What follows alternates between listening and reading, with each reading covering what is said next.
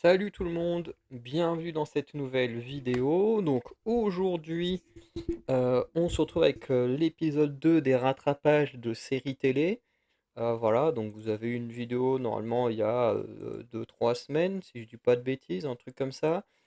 Et du coup, aujourd'hui, bah voilà, on est à la suite avec beaucoup plus de séries vues.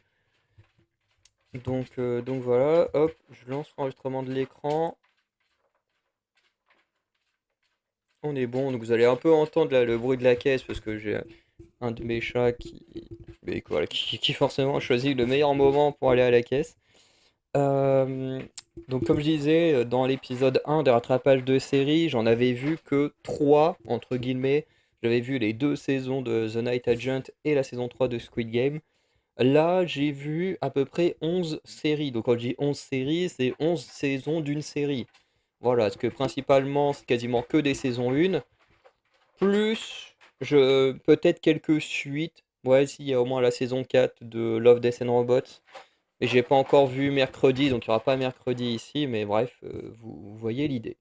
Donc, comme pour la vidéo rattrapage des films, enfin l'épisode 2, le principe est le même.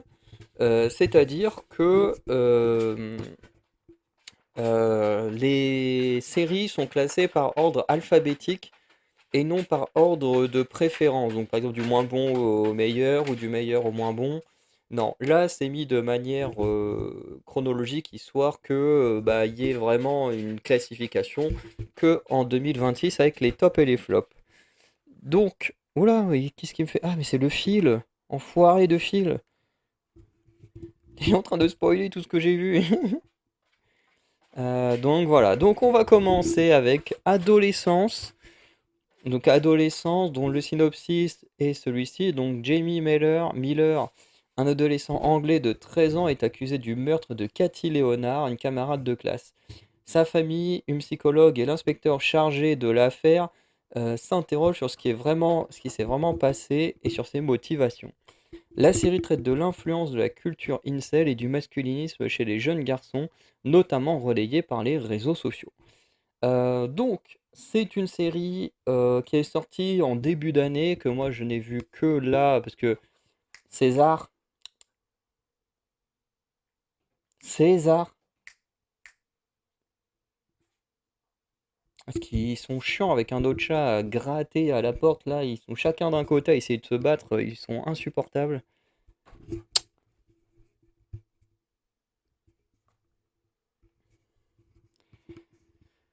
Mais bon, heureusement, d'ici un mois et demi, normalement, je devrais déménager, pouvoir emmener mon chat avec moi, et il aurait pu y avoir ce problème. Voilà. Donc, cette série, comme je disais, elle est sortie un petit moment. Moi, je voulais pas forcément la regarder parce que tout le monde disait qu'elle était incroyable, tout ça. Et j'en étais pas. Enfin, j'aime pas quand les gens ont tendance à mettre trop en avant un film ou une série.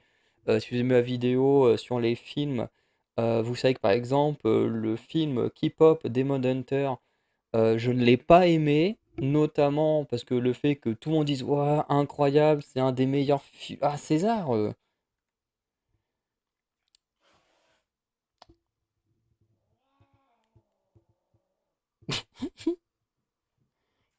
non, saute, t'as déjà fait tout tomber cette nuit.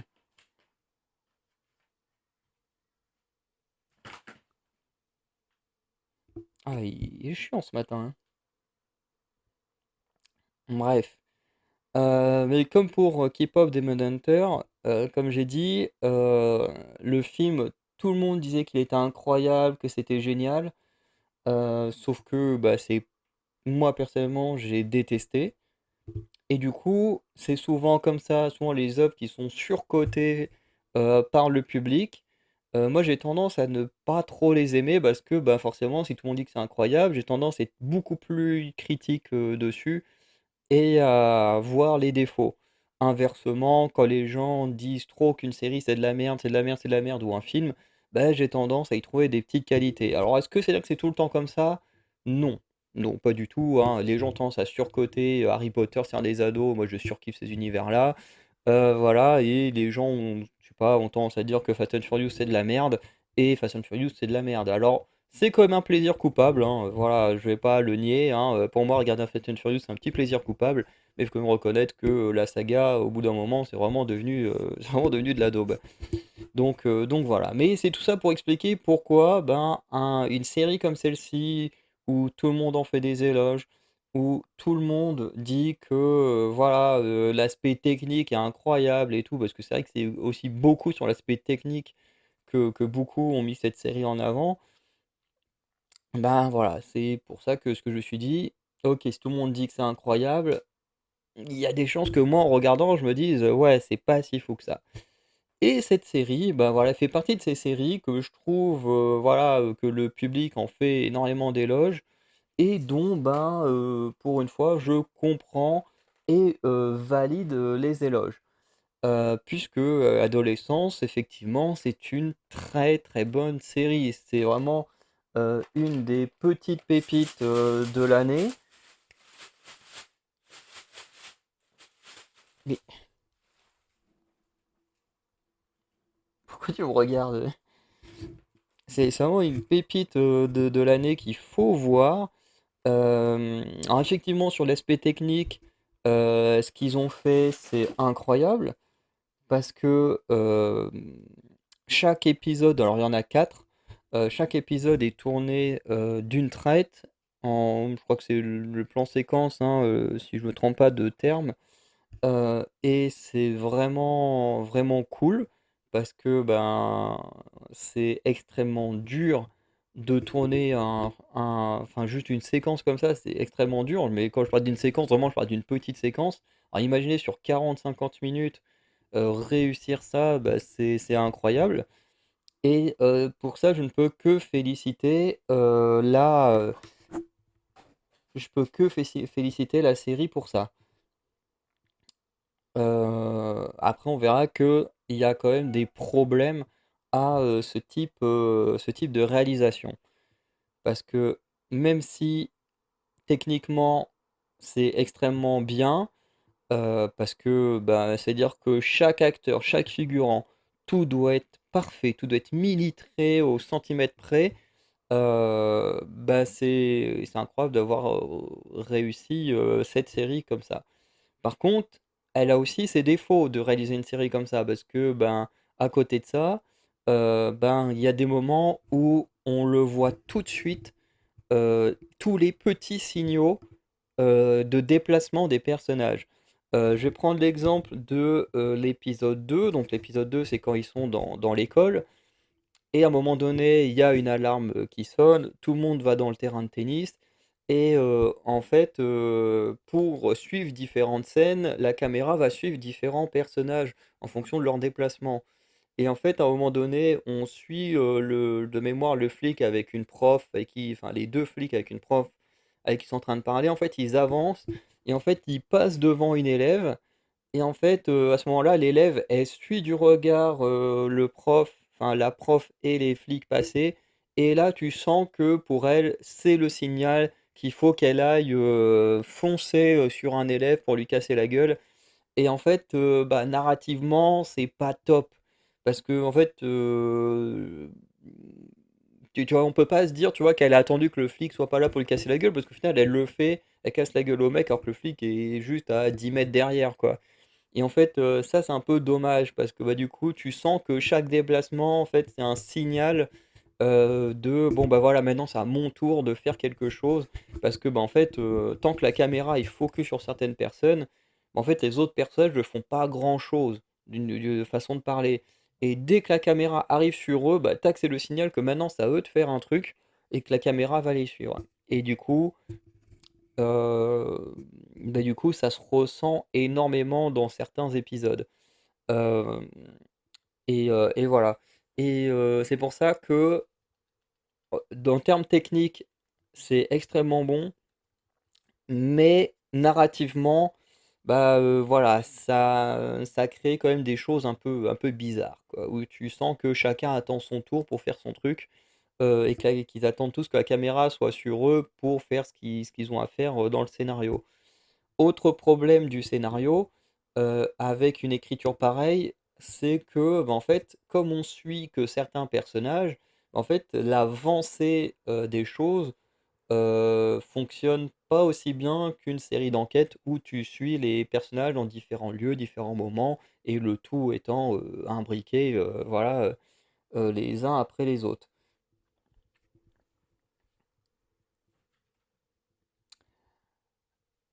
Hem Parce que, du coup, dans la série, comme je disais, on a 4 épisodes. On a le premier épisode où c'est, l'arrestation du gamin et plus ou moins, son 1er interrogatoire.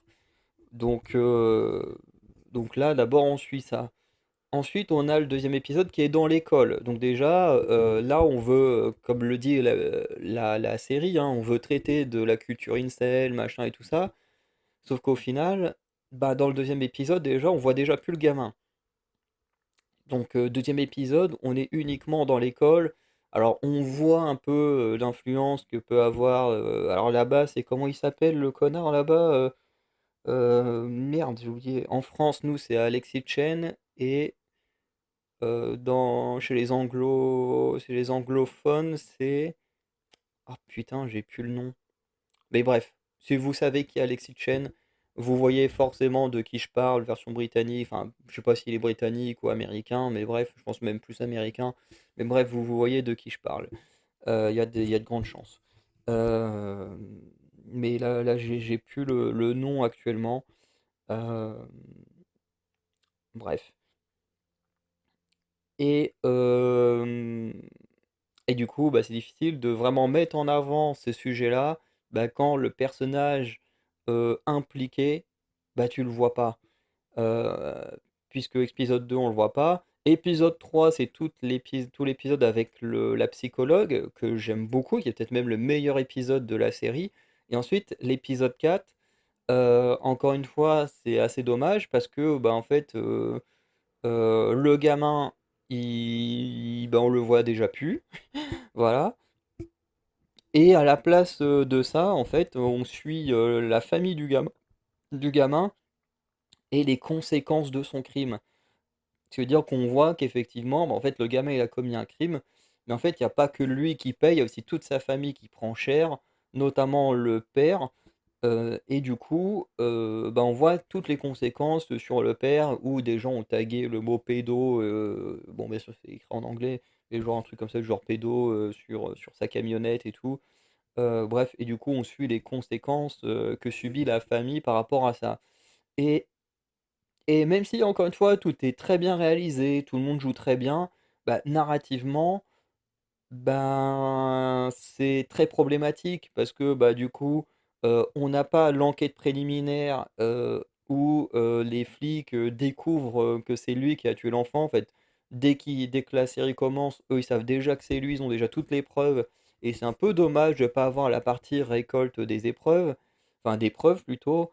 On n'a pas la partie, de l'enfant en garde à vue, de comment il vit la garde à vue. On sait même je sais même plus si on a, enfin, de toute façon, nous, déjà, on ne voit pas de procès, mais est-ce qu'on a, je sais même pas si on a un résultat d'un procès ou quoi que ce soit dans le dernier épisode. Enfin, il manque beaucoup, beaucoup trop de choses narrativement, parce qu'en fait, on fait juste des petits bonds dans le temps, et en fait, c'est dommage parce que du coup, on perd, énormément, d'informations, à travers la série parce qu'en fait, heu, ben, on s'intéresse pas totalement au sujet qui est dit dans le synopsis. Heu, voilà quoi, c'est vraiment le premier épisode, c'est une arrestation. Deuxième épisode, c'est pour savoir où est l'arme du crime.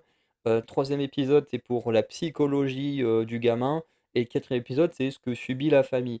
Et encore une fois, tout ça est extrêmement intéressant, extrêmement bien filmé, tout ça, mais narrativement, je trouve que, bah, du coup, ce choix-là, heu, omet beaucoup trop d'informations, qui auraient rendu la série encore meilleure encore plus terrifiante, je trouve, par rapport aux gamins, parce que quand tu vois son mode de pensée, il est effrayant. De toute façon, les incels sont effrayants et parce que, voilà, c'est quand même des gens avec qui il ne faut pas rigoler, qui sont extrêmement dangereux, hein. L'état d'esprit des incels est vraiment, dangereux. Voilà, hein, on le pense à Elliot Rogers qui a tué plein de gens, et qui a fini par devenir la figure un peu des incels et que plein d'autres incels, aux États-Unis, Canada, ont commis des meurtres, pour ça. Alors pour ceux qui ne savent pas c'est quoi les incels, la série le définit assez bien. Globalement, ce sont globalement ce qu'on appelle des célibataires involontaires, donc des hommes qui sont célibataires et qui en gros remettent la cause de leur célibat sur le dos des femmes, voilà, en mode, elles voient pas à quel point, ils sont attirants ou à quel point ils sont cool, à quel point, voilà, ils pourraient rendre les femmes heureux ou quoi que ce soit.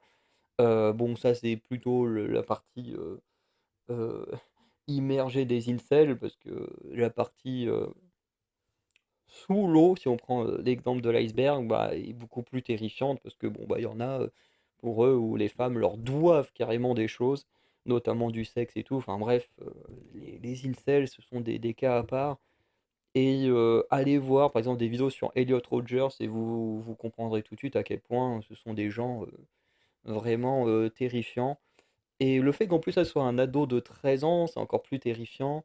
Après, est-ce que, les figures comme Alexis Chen sont vraiment le type de personnes qui créent les incels? Je ne sais pas, mais je pense qu'il y a quand même un impact sur la façon dont les hommes, voient, les femmes, hein, surtout les ados. D'ailleurs, Alexis Chen avait été convoqué, là de je sais plus comment ça s'appelle, mais il avait été convoqué pour parler de son influence auprès des jeunes à cause de la façon dont il parle des femmes, des relations hommes-femmes et tout.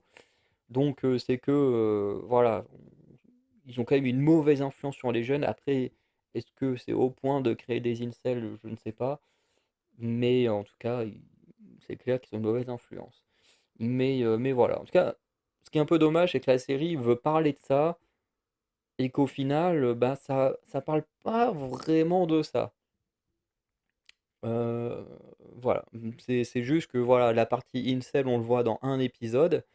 L'aspect masculinisme, on le voit pas tant que ça, on voit une ou 2 scènes dans l'école, quand le fils du flic, il lui dit: «Voilà, on regarde», enfin, il y en a qui regardent tel, youtubeur, voilà, mais qui est pas Alex Chane, mais que sa version américaine dont j'ai oublié le nom, hem et heu et voilà, enfin, tu vois? C'est juste quelques scènes, c'est pas vraiment, la série parle pas réellement de ça. Le personnage est comme ça, mais ça critique pas autant que le synopsis veut nous le prouver, quoi.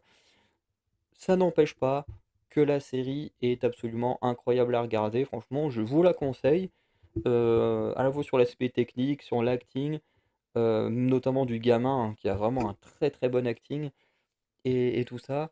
Même si, encore une fois,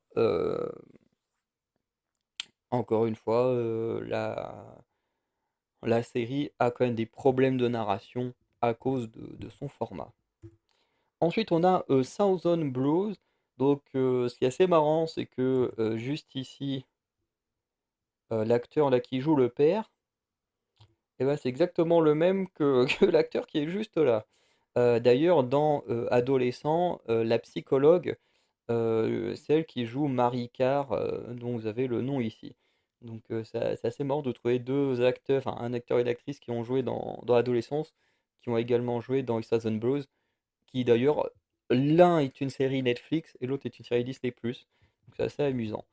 Donc A Thousand Blows, qu'est-ce que ça raconte? Et ben, voilà, c'est situé dans l'East End de Londres dans les années 1880. La série suit les Forty Elephants, un syndicat du crime entièrement féminin dirigé par Marie Carr, qui se spécialise dans le vol à l'étalage et les abus de confiance, et qui se heurte à Henry Sugar Goodson, l'empereur autoproclamé du monde illégal de la boxe à main nue, donc qui est lui de l'East End. Par ailleurs, elle suit Hezekiah Moscou, donc qui est ce personnage-là, un immigrant jamaïcain qui ambitionne de devenir dompteur de lions et son meilleur ami Alec Munro qui lutte pour leur survie au contact des 2 groupes.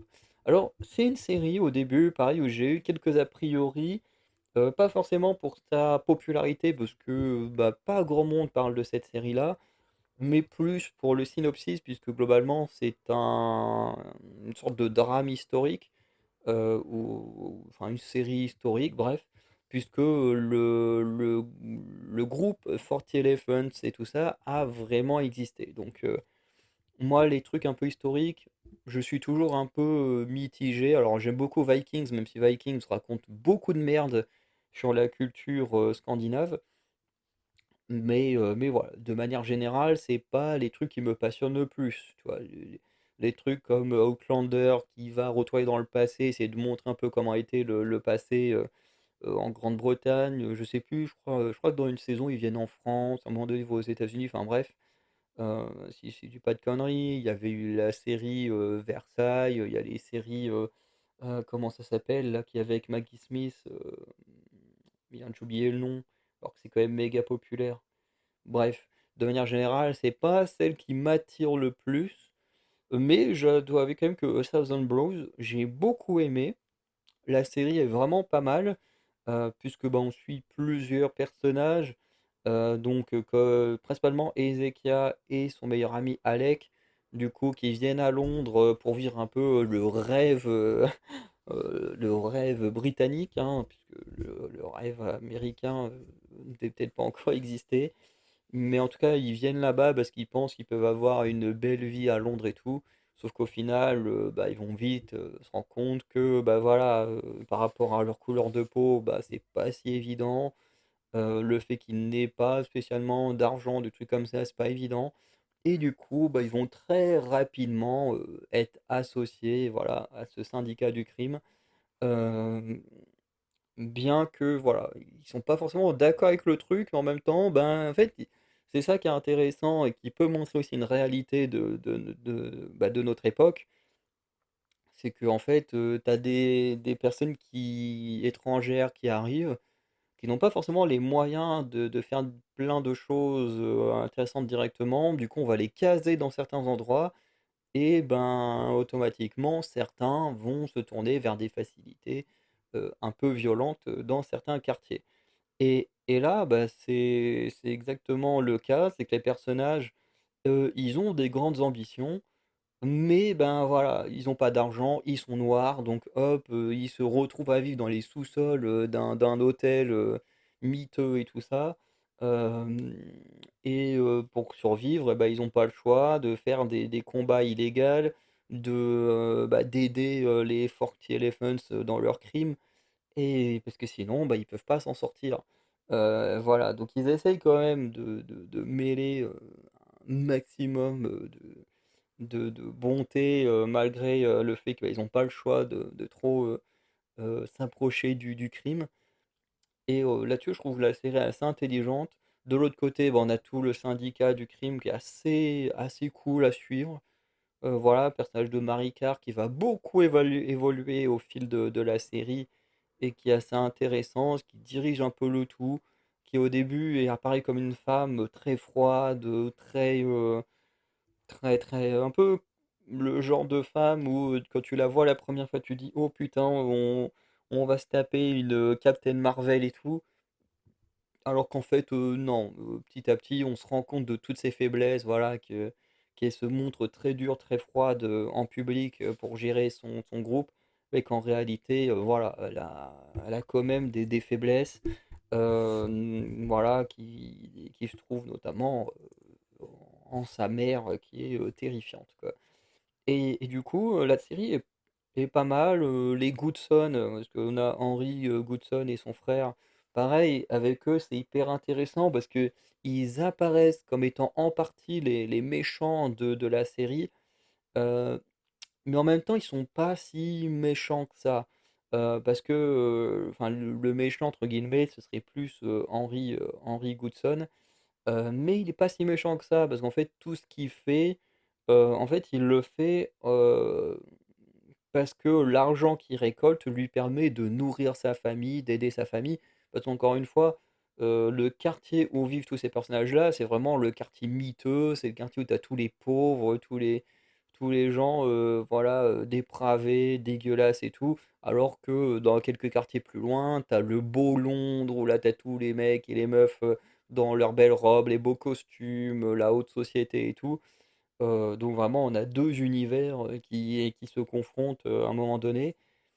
Donc voilà, donc Goodson a un peu un rôle d'un ennemi parce que globalement, il est amoureux de Marie et le fait qu'elle, elle soit proche au bout d'un moment des Eka, bah, du coup, il y a tout l'aspect jalousie, et qui fait qu'il va partir très loin contre Ezeka, alors qu'à la base, bah, ce qu'il faisait dans ses combats, clandestins, c'était de vouloir protéger sa famille, nourrir sa famille, voilà et ce qui va l'emmener également, dans des situations assez, compliquées. Et autour de tout ça, bah, il y a tout l'aspect de la boxe, l'évolution de la boxe, puisque, bah, du côté de Goodson, Ezeka et tout, au début encore c'est bah, cette boxe clandestine au combat à main nue, pour petit à petit arriver chez les riches, qui eux, bah, voilà, eux tu te doutes bien qu'eux ils vont pas se battre à main nue, ils vont pas s'entretuer ou quoi que ce soit. Donc eux, bah, ils sont là, ils portent des gants, et tout pour se protéger les mains et puis ils utilisent plus de techniques, il y a les règles et tout, et du coup on suit un peu une évolution également du sport, de la boxe anglaise, et c'est assez intéressant. C'est assez intéressant parce que bah, toute la rivalité, les personnages de Goodson et Ezekia vont également se confronter à travers l'évolution de ce sport entre l'un qui va l'accepter et l'autre qui va le refuser. Et franchement, je conseille cette série. Franchement, au début, quand je voyais le truc, même l'affiche et tout, tu vois? Ça donne pas plus envie que ça, hein, faut être honnête. Et au final, moi, je suis rentré dedans et j'ai plutôt kiffé la série. Ensuite, on a les Barracuda Queen saison 2, donc je pense que ça va aller un peu plus vite. Donc le synopsis: souhaitant revivre les sensations fortes éprouvées lors de leur cambriolage, les filles choisissent une cible encore plus lucrative, les galeries d'art de Stockholm. Hem, donc on est dans la suite de Barracuda Queens, donc la saison 1, je suis pas sûr d'en avoir déjà parlé, parce que je crois qu'elle a déjà 2 3 ans. D'ailleurs, j'ai été très étonné qu'il y ait une saison 2 quoi. Vraiment, c'est à un moment donné, en voulant regarder une des séries, dont je vais parler, ou peut-être même dont j'ai déjà parlé, hein, je sais même plus. Mais à un moment donné, en traînant sur Netflix pour en chercher une d'entre elles, voilà, je vois là le Barracuda Queens, saison 2, je me dis: «Quoi?» Vraiment, j'ai vu aucune annonce, rien.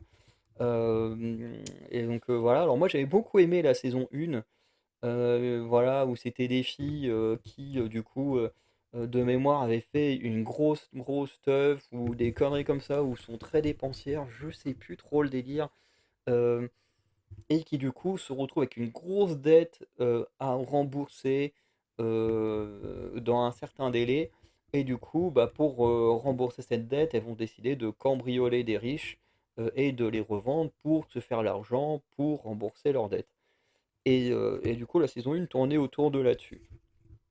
Là, la saison 2, elle continue avec, des cambriolages, cette fois d'œuvres d'art, notamment parce que, le personnage principal, donc qui est ici, je me souviens plus des noms, en gros, elle va acheter un appartement, enfin, elle va louer un appartement avec l'argent qui lui reste, sauf que forcément, ben, après il y a encore d'autres mois à payer, hein, aussi longtemps que tu restes, tu as des mois à payer, hein, c'est c'est le principe, hein, de louer un appartement, et en fait, bah, du coup, toutes les filles vont décider de vivre ensemble dans l'appartement. Alors, certaines parce que leurs parents, là, les 2 sœurs, leurs parents veulent pas leur donner leur intimité, donc elles décident de partir de la maison et vivre là-bas, et les 2 là-haut, je sais plus pourquoi elles décident, mais bon, bref, les 5 filles, elles sont très potes et elles décident de vivre ensemble. Sauf que, ben, faut payer le loyer qui est extrêmement élevé, et du coup, bah, pour ça, elles se tournent à nouveau vers le crime plutôt que de travailler, et la série est plutôt sympa, elle est assez courte. Hem, Moi personnellement, j'ai bien aimé. Alors là, en termes d'inspiration, parce qu'encore une fois, bah, Koda Queen, c'est également une série inspirée de faits réels. Ce qui est un peu dommage, c'est que, les personnes dont la série s'inspire à la base étaient tous des hommes et non des femmes. Donc ça, c'est un peu dommage. Mais si on enlève ça de l'idée, bah, la série reste quand même bonne. Et puis surtout que, si ça se trouve, les mecs, ils cambriolaient d'autres choses ou faisaient d'autres crimes, enfin bref. Faudrait que je fasse des recherches sur les vrais criminels, mais voilà. Tout ça pour dire que en termes de série historique, bon, bah, voilà, il y a des trucs qui vont pas, notamment du fait que là, ce sont des femmes alors qu'à la base, ce sont des hommes. Mais en termes de divertissement, pour moi, c'est un bon divertissement, ça se regarde bien. Voilà, moi personnellement, je trouve ça assez cool. Et voilà, j'ai pas grand-chose de plus à dire parce que ben, bah, si vous avez déjà pas vu la saison 1, bah, faudrait voir les 2 saisons. Voilà, même si globalement, bah, c'est un peu la même chose. Sauf que dans la saison 1, ils volent chez les gens, et dans la saison 2, ils volent dans les musées. Donc bon, voilà. Mais je trouve que ça reste assez bon. Il y a aussi des histoires de relations amoureuses qui s'ajoutent, qui compliquent certains trucs. Il y a aussi une histoire autour de cette fille-là qui, dans la saison 1, avait subi une tentative d'agression sexuelle et qui, là, va se retrouver confrontée à nouveau à la personne parce que ben, cette personne-là peut revendre les œuvres d'art, enfin, du moins a des contacts pour vendre les œuvres d'art. Donc, de quoi ils sont confrontés à un dilemme. Est-ce qu'ils doivent continuer de travailler avec lui en sachant ce qu'il a fait à la petite sœur? Ou est-ce qu'elles doivent trouver d'autres moyens mais elles n'ont pas de contact? Enfin bref, il y a des trucs intéressants, voilà, moi j'aime bien. Et voilà. Après, j'avais déjà bien aimé la saison 1, la saison 2 elle est dans la continuité, donc forcément, pour moi, ça a été un bon moment à passer. Ensuite, une série, pareil, sur laquelle j'avais des a priori. D'ailleurs, vous allez remarquer qu'à chaque fois que je dis que j'avais des a priori sur une série, au final, j'ai kiffé la série. C'est un truc de fou. Euh, donc, Bête, que je vais juger uniquement en tant que série. C'est pour ceux qui ne savent pas, Bête est l'adaptation live-action de Gambling School. Donc, Gambling School, qui est un manga, bah, de toute façon, un manga c'est japonais, hein. Donc, l'adaptation d'un manga. Euh, donc, adaptation faite par les Canadiens, et ça se voit, ça se voit. Alors ça rend pas la chose mauvaise, mais ça se voit, parce que j'ai quand même un peu checké la gueule qu'avaient les persos dans le manga, c'est pas du enfin, pour la plupart, c'est pas du tout les mêmes gueules, mais bon voilà. Heu, mais c'est pour ça que je juge en tant que série, parce que je n'ai pas lu Gambling School, je n'ai pas vu l'animé Gambling School, je n'ai ni vu la première adaptation en live action de Gambling School. Donc voilà, pour moi, c'est vraiment en fait avec cette série que je découvre l'univers. Voilà, je ne connais pas plus que ça, mais en tout cas, ça m'a donné envie de m'intéresser au manga. C'est déjà un bon point. Voilà, parce que vraiment, Gambling School, bon, Yumeko, j'avais déjà vu des figurines d'elle dans des magasins, bah, dans des magasins spécialisés, voilà, mais voilà, je m'étais jamais plus intéressé que ça à ce que ça valait ou quoi que ce soit. J'avais déjà vu aussi des gens se cosplayer en Yumeko, mais sans non plus vraiment m'intéresser plus que ça, quoi. Mais la série, en tout cas, m'a donné plus ou moins envie. Donc le synopsis: dans un pensionnat ultra privé réservé à l'élite mondiale, le lycée Saint-Dominique, dans lequel les élèves établissent, pardon, leur statut en fonction de leurs résultats au jeu d'argent. Purée, je suis désolé, j'ai le hockey. L'arrivée de Yumeko, une élève solitaire venue du Japon, fait vaciller l'ordre établi. Derrière son calme apparent se cache un but unique: venger la mort de ses parents.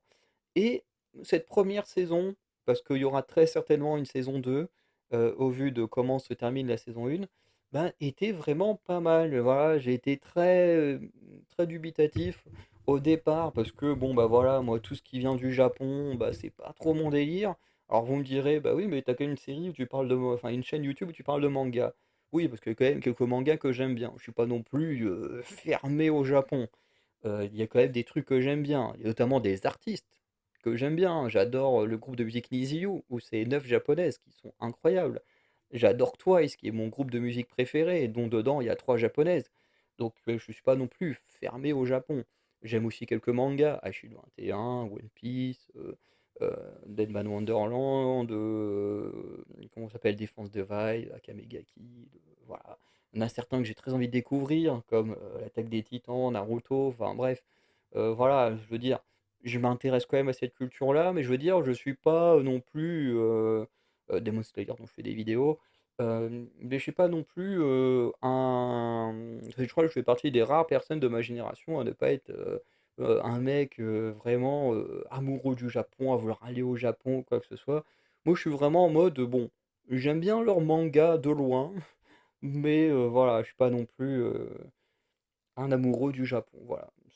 Après, chacun aime ce qu'il veut, hein, voilà, ça m'empêche pas d'aimer leur manga, mais c'est pas mon délire premier, tu vois? Je préfère de très loin lire un comics qu'un manga, même si, encore une fois, c'est pas la même chose, mais je veux dire dans l'univers des BD, parce que pour ceux qui ne sachent pas, enfin qui ne savent pas, un comics, un manga, une BD et un webtoon, tout ça se regroupe dans la classification des BD. C'est juste que, bah, en fait, en fonction des cultures, ils ont créé leur propre, format et voilà. Sauf que, bah, c'est exactement la même chose, hein. C'est raconter des histoires à travers des cases avec des petites bulles et puis voilà. Après chacun a apporté sa sauce par rapport à sa culture, et voilà.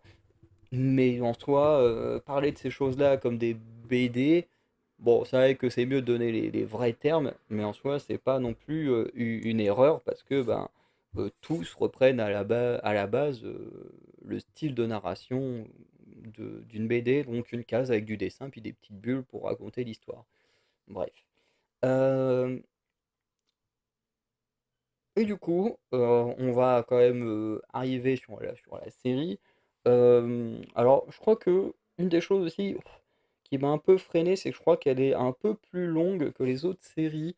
Je sais plus si elle a fait. Ah non, quoique, je crois qu'elle fait peut-être 8 ou 10 épisodes. Non, c'est la série que j'ai arrêtée qui fait 10 épisodes, un truc comme ça. Euh, mais voilà, c'est. Non, mais en fait, je confonds peut-être avec une autre série qui en fait 10. Mais la série, finalement, en vrai, elle se regarde plutôt bien, même très bien. Euh, un des rares défauts que j'ai envie de dire dans la série, je sais pas si c'est comme ça dans le manga, mais c'est que tout est un peu trop facile pour l'héroïne. Disons qu'en fait, Yumeko ne fait quasiment pas, enfin, n'a quasiment pas de défaite. Et je précise le quasiment.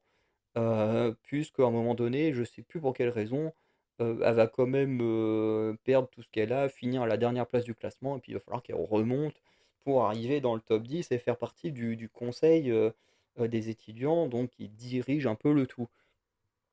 Mais, en plus, je sais même plus c'est quoi. Mais c'est vrai que ce qui est un peu particulier avec ce personnage-là, c'est qu'il y a un côté où je l'adore parce que l'actrice, elle est incroyable. Elle a des mimiques au niveau du visage et tout qui sont géniales. Hem et en même temps, ben, tu as cet aspect où, heu, en fait, très souvent, elle se laisse aller au hasard. Alors il y a des moments où elle réfléchit quand même à des trucs, hein, elle est quand même maligne. Mais il y a quand même des moments où elle se laisse un peu trop aller au hasard et en fait, le hasard va quand même quasiment tout le temps dans son sens et je trouve ça un peu dommage, tu vois? C'est pas l'héroïne, tu vois, qui va réfléchir à des stratégies, à des machins et tout. Non, bien souvent, voilà, elle se laisse aller au truc et puis, ben, elle réussit quand même. Donc voilà, ça c'est un peu, je trouve un petit défaut. Ça rend pas la série plus mauvaise parce que, bah, à côté de ça, le personnage est quand même assez fragile. Il y a quand même, bah, tous ces moments où quand elle pense tomber sur quelqu'un qui va permettre de venger la mort de ses parents, bon, bah, là, on sent un personnage plus fragile, moins confiant, moins, optimiste, enfin bref, tout ce qui fait le charme du personnage et qui du coup rend le personnage encore plus intéressant, quoi. C'est, devant tout le monde, elle est tout le temps là, très, très joyeuse et tout, alors qu'en réalité, il a des idées, très sombres derrière la tête. Voilà. Après, l'ambiance de l'école est quand même très cool. Voilà, moi je l'aime beaucoup, même si c'est quand même un peu spécial de se dire, bon, t'es dans une école, voilà, t'as le conseil, t'as les super forts, enfin les super joueurs, et après t'as ce qu'ils appellent les animaux de compagnie. Enfin bref, après, c'est un peu comme ça aussi que ça se passe dans la société. Alors pas à ce point-là, mais en fonction des statuts qu'on a dans la société, très clairement, faut le dire, hein, un riche ne voit pas un pauvre comme son égal, hein, voilà, hein, moi j'ai déjà passé des vacances dans des villes où il y a des gens quand même assez aisés. Ouais, c'est pas les gens les plus humbles, hein, voilà, hein, ils te regardent de la tête aux pieds comme si t'étais une merde. C'est voilà, hein. Donc après forcément tout est un peu abusé et tout, mais dans l'univers ça fonctionne très bien.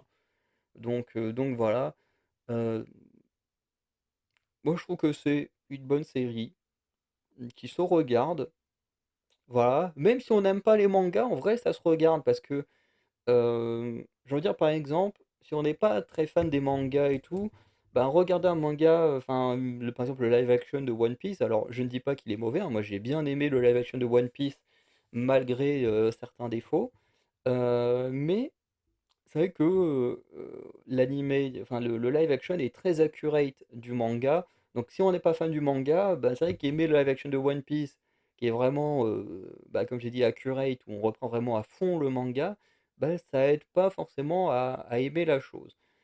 Alors que ici, bah, même si ça vient d'un manga, ben, on n'a pas trop cette vibe, manga japonais, quoi. On a vraiment une vibe où en fait, tu l'impression que n'importe qui aurait pu créer cette histoire. Et du coup, je trouve ça bien parce que les trucs japonais, ça se ressent tout de suite, quand une œuvre est japonaise. Je ne saurais pas comment dire, mais bah, de toute façon, même chaque pays, hein, ont un peu leur ADN quand ils créent des histoires, et tout ça. Heu et les trucs japonais, ça se ressent beaucoup. Alors quand on n'est pas très fan, c'est vrai que ça peut refroidir. Que là, je trouve que ça passe très bien. C'est un peu comme Alice in Borderland, ça passe très bien une fois qu'on est dedans. Voilà. Par contre, je dois quand même avouer que la différence entre Bête et Alice in Borderland, c'est que Bête me donne envie de lire le manga, alors que Alice in Borderland, j'avoue que le manga, ça me donne pas plus envie de le lire que ça. Je trouve que la série, peut se suffire à elle-même malgré, la fin de saison 2 qui est totalement à chier. Mais bon après, un épisode merdique sur une, dizaine, quinzaine d'épisodes, ça va. Ça passe. Même si quand même Alice in Borderland, on ressent quand même beaucoup l'aspect manga comparé à Bête. Donc franchement, je trouve que, bah, c'est une série qui peut être regardée par tout le monde, malgré, le média, qu'elle adapte. Donc voilà, quand on est un peu frileux des mangas japonais, bah, on peut regarder ça avec une facilité parce que, on ressent pas vraiment, cet aspect-là. Mais en tout cas, très, très bonne découverte. Cellule 211, donc là on part du côté du Mexique. Donc le synopsis: après c'est être resté coincé dans une prison lors d'une émeute sanglante, un avocat se fait passer pour un prisonnier pour pouvoir se sauver. De l'autre côté des barreaux en mode survie, il entreprend un périple effrayant où il ne sera plus le même. Donc pareil, une très bonne série. Alors elle, par contre, j'avais des petites attentes dessus quand j'ai découvert son existence. Je me suis dit: «Ça peut être sympa, une série qui se passe dans une prison et tout». Bon, il y a des aspects où on a l'impression d'être dans Prison Break, vraiment sur, l'aspect où le gars, il est dans une prison, où la prison, globalement est un peu autogéré par les prisonniers, mais tu as quand même les flics, les gardiens autour qui gèrent quand même des trucs, mais c'est quand même plus les prisonniers entre eux qui s'autogèrent à l'intérieur, un petit peu comme Sona dans la saison 3 de Prison Break. Tu l'aspect où le héros, à un moment donné, doit faire sortir quelqu'un de la prison, pour pouvoir, sortir lui-même de la prison. Donc pareil, un peu en fait, on a l'impression de voir un Sona, de Prison Break, mais version mexicain. Bon, sauf que, Michael Scofield n'est pas un innocent, enfin, entre guillemets, «n'est pas un innocent qui finit en prison», quoi. Voilà, et puis parce que là, le personnage principal ici, c'est pas non plus, un super, génie comme Scofield.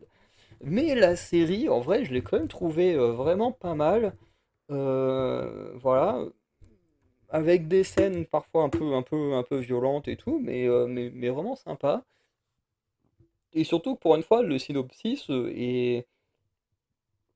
est vraiment logique avec, ce qu'on voit. Enfin vraiment, voilà, comme je disais, par exemple, pour adolescence, il dit qu'on met en avant des certains thèmes qui, oui, on en parle un peu, mais c'est pas non plus le propos de la série, enfin le propos principal.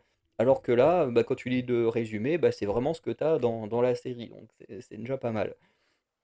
Parce qu'effectivement, une fois en prison, bah, le personnage, il va s'adapter à la prison, un peu comme T-Bag avec, Lechero dans Sona. Il va se rapprocher petit à petit, du boss, des prisonniers. Il va se faire une petite place et effectivement, à la fin de la série, il ne sera plus jamais le même qu'il n'était au départ. Surtout qu'en plus, il se retrouve enfermé dans la prison alors que, il y a, sa femme qui est enceinte, ben, à l'extérieur. Enfin bref, la situation est assez compliquée. J'ai vu en faisant mes recherches qu'il y avait une adaptation alors je sais plus si c'est en film, mais en tout cas qu'il y a déjà une adaptation espagnole qui existe, donc ce serait intéressant de comparer les 2 un jour. Donc voilà. Mais voilà, le but de la série, c'est que le mec, voilà, il se retrouve, en prison à cause de l'émeute. Il décide de se faire passer pour un prisonnier, ben, parce que quand il voit que certaines personnes sont prises en otage, notamment certains gardiens, il se dit: «J'ai pas envie de me faire zigouiller», donc il se fait passer pour un prisonnier qui vient d'arriver dans la prison pendant l'émeute. Enfin voilà, et surtout que personne peut vérifier avec l'émeute, bah, qu'effectivement il vient tout juste d'être transféré, heu et heu et du coup, bah, il essaye de survivre, de trouver des moyens de s'échapper de la prison et tout, et tout ça est plutôt sympa.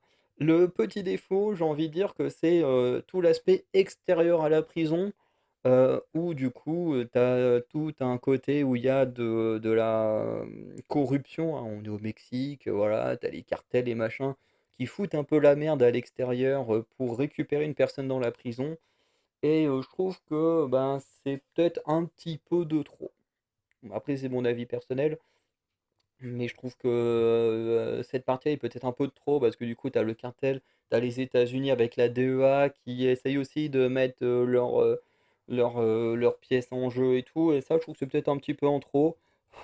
Mais en dehors de ça, je trouve quand même que la série est vraiment sympa à regarder, donc elle est sur Netflix. C'est vrai que je vais revenir en arrière parce que c'est vrai que j'ai pas précisé pour tous, hein, et du coup, adolescence, Netflix. Bon, de toute façon, vous avez le logo. A Thousand Bros, Disney+. Barracuda Queens, Netflix. Bête, Netflix. Cellule 211, Netflix. De toute façon, quasiment tout ce que j'ai vu dans cette vidéo, c'est Netflix ou Disney+, mais principalement Netflix. Ensuite, on a Eyes of Wakanda. Bon, là, vous doutez que c'est Disney+, hein. Donc, les Hattuseraze, ou chiens de guerre, guerriers wakandais effectuent des missions dangereuses à travers le monde pour récupérer des artefacts en vibranium à travers l'histoire. Alors, cette série, j'ai déjà moins aimé. Voilà, faut le dire, j'ai moins aimé. Déjà, l'animation, je la trouve dégueulasse. Regardez les gueules des personnages, ils sont horribles. Euh, et tous les personnages sont moches comme ça, hein. Que ce soit eux, que ce soit les mecs, dans d'autres épisodes, enfin bref, ils sont horribles. Franchement, c'est peut-être une des pires animations que j'ai pu voir ces derniers temps, hein. Il y a des séries ou des trucs d'animation, on le verra avec Spider-Man, où au début j'étais en mode: «Ah, ça fait un peu bizarre», et après je me suis habitué. Eyes of Wakanda, du début à la fin, j'ai vraiment pas aimé l'animation. Mais du coup, voilà, l'histoire, c'est ça, c'est qu'on a 4 ou 5 épisodes, je sais plus, où effectivement, à différentes époques, on suit un personnage, wakandais, un de ces chiens de guerre, qui essaye de récupérer un artefact pour le ramener, au Wakanda. Et il y a des épisodes qui sont pas ouf, des épisodes qui sont sympas, notamment l'épisode de la photo, voilà, où elle doit, affronter à elle toute seule, un mec qui gère toute une flotte et tout. Enfin bref, l'épisode est pas incroyable, voilà. Ensuite, on a l'épisode pendant la guerre de Troie qui est sympa, parce que j'aime bien la culture grecque, donc j'ai trouvé ça plutôt sympa. Voilà, donc on a tout un combat ensuite entre Achille et le chien de guerre. Bon, c'est sympa, mais bon, se dire que c'est un héros qui tue Achille, c'est un peu chelou. Ensuite, on a un épisode avec, une version femme d'Iron Fist. Bon, après on se doute, on est dans l'histoire et on se doute qu'il n'y a pas eu que Danny Rand, mais au bout d'un moment, tu te dis: «Il y a combien de dragons qu'ils ont tués, pour créer des Iron Fist, quoi?» Bref, là, t'as une petite japonaise, voilà, parce que du coup, t'as un chien de guerre qui vole un artefact à Kunlun, et du coup, l'Iron Fist l'a poursuivi pour récupérer le truc. Et d'ailleurs, on se rend compte que le Wakanda, malgré toute sa technologie, ne fait pas le poids contre un Iron Fist. Donc, ce qui montre à quel point Iron Fist est beaucoup plus puissant que ce qu'on avait vu dans le live action. Et ensuite, on a un épisode hem, qui se passe pendant une guerre dans un pays africain ou un pays arabe, je sais plus lequel pays, où ils doivent récupérer un artefact là-bas qui est le fameux marteau que Killmonger vole dans le premier film Black Panther. Et puis là, alors là, j'ai plus rien compris à ce moment-là. Et t'as une meuf qui revient enfin qui vient du futur parce que la planète est en train d'être détruite par des créatures du futur. Et que du coup, toute leur défaite aurait été déclenchée à partir du moment où Killmonger trouve le marteau dans un musée. Donc il faut pas qu'il récupère le marteau, machin, enfin. Ça devient du gros n'importe quoi. C'est ouais, c'est la série est vraiment elle est vraiment moyenne, quoi. Il y a des choses qui sont bonnes.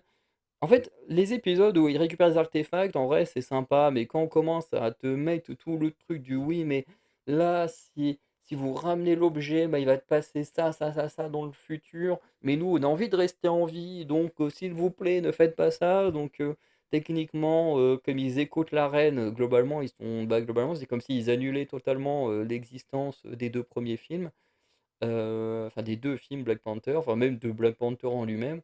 Enfin bref. Et c'est un peu chelou, quoi, c'est un peu bizarre. Hem, mouais, c'est très bizarre, parce qu'en plus, la série a tendance à prendre des éléments comme étant canon, mais en même temps cherche à les annuler. Enfin bref, elle est un peu j'ai pas trouvé oufissime comme série, quoi. Iron Heart, on reste du côté Disney+, donc quelques mois après le conflit entre le Wakanda et Talokan, hein, donc autant rester avec le Wakanda, enfin même si on va pas y foutre les pieds. Riri Williams, jeune prodige du MIT, continue d'essayer de développer une armure technologique comparable à celle d'Iron Man, mais elle finit renvoyée pour ses nombreux écarts de conduite et les multiples incidents provoqués par ses travaux. Elle fuit vers Chicago pour trouver sa famille et trouver un moyen de financer ses travaux, mais elle est repérée par Parker Robbins, alias The Hood, à la tête d'un groupe de cambrioleurs de haut vol. Et là, la série, c'est une catastrophe. Elle est nulle de chez nulle. Et déjà que Riri Williams, on n'en avait rien à foutre dans Black Panther 2, hein. Voilà, le seul truc qui était un peu intéressant, c'était de voir comment était adapté Namor plus que Iron Heart. Parce que, bah, oui, même en comics, Iron Heart, moi, personnellement, j'en ai rien à foutre. Et le problème de cette série, c'est qu'en fait, bah, déjà, ils ont changé des choses qu'il fallait pas. Parce que là où Iron Heart est intéressante un minimum en comics, c'est que son IA à elle, c'est Tony Stark. C'est-à-dire que Tony Stark, lui, il a Jarvis, et Riri Williams, elle a Tony Stark en tant que IA. Et du coup, ben, ça explique mieux la relation entre Iron Heart et Iron Man. Alors qu'ici, la meuf, elle veut créer son armure d'Iron Man. Bon, déjà, tu dis, meuf, tu n'as clairement fait aucun exploit parce que Iron Man a créé son armure bah, déjà bien avant toi. Et qu'en plus, sa toute première armure, il l'a créée dans des conditions totalement différentes de les tiennes, où toi, tu avais bah, quand même les moyens en objets financiers, tout ça. Là où lui, il était dans une grotte afghane, quoi. Donc voilà, la meuf, voilà. Pourquoi Iron Man? On sait même pas, parce que même quand on lui demande pourquoi, elle est autant dans la création des armures, même elle, elle est incapable de répondre. Donc vraiment, on n'y comprend absolument rien, vraiment. Euh, voilà. À côté de ça, elle crée une IA, mais son IA, elle est insupportable parce que son IA, c'est son ancienne meilleure amie qui est morte. Sauf qu'elle est en mode, mais j'avais pas envie de te créer, mais elle l'a quand même créé, en sachant que l'IA, en fait, normalement, une IA, elle n'a pas vraiment de conscience, hein. Vous pouvez même demander à l'IA sur Internet, voilà, elle va vous le dire, j'ai pas d'émotion, je suis une machine, machin. Là, l'IA, c'est vraiment, elle fonctionne comme si en fait, elle était juste bah, la meuf qui a ressuscité, quoi. C'est même pas, t'as même pas l'impression que c'est une IA, t'as juste l'impression que la meuf est revenue à la vie en mode hologramme, quoi. C'est du n'importe quoi, surtout que si c'était pas voulu, bah qu'est-ce qu'elle fout là en fait? Genre tu te dis en fait, Riri Williams a été tellement fatiguée qu'elle a créé des choses qu'elle avait pas envie, enfin ça n'a aucun sens. The Hood qui ne ouais, The Hood. Alors en vrai, j'ai envie de dire quand même l'acteur, il a la classe. L'acteur, il a la classe, mais par contre, bah, The Hood, c'est quand même censé être un gros criminel. Putain, c'est pas une petite merde qui cambriole pour Mephisto, quoi. Alors oui, sa cape, elle est liée, sa cape, elle est liée à des démons et tout, mais c'est pas une petite merde, The Hood. J'ai envie de dire, dans les comics, le mec, il est quand même des fois dans des conseils de super vilains aux côtés de mecs comme Fatalist, Norman Osborn, des mecs comme ça, quoi. Là, le mec, c'est juste un petit bouffon, c'est juste un petit bouffon en fait qui veut se venger de son papa, voilà, donc il s'en prend aux entreprises liées à son père et tout. Enfin bref, enfin, je sais plus si elles sont liées à son père ou si c'est juste pour récupérer de la thune pour racheter l'entreprise de son père. Enfin bref, c'est pas The Hood que je connais, quoi. Bref. Et tu un autre méchant, du coup, qui est le fils de Obadiah Stane, donc le Ironmonger, donc voilà, pour faire le rapport Iron Man, Iron Heart, voilà, d'un côté il y avait le père, ensuite il y a le fils, voilà, le fils qui essaye de tout pour faire le bien, et qui au final, bah, non, ne fera pas le bien. Mais c'est le genre de personnage que moi j'aime pas, qui un coup est gentil, un coup est méchant, un coup est gentil, un coup est méchant. Je déteste ce genre de personnage.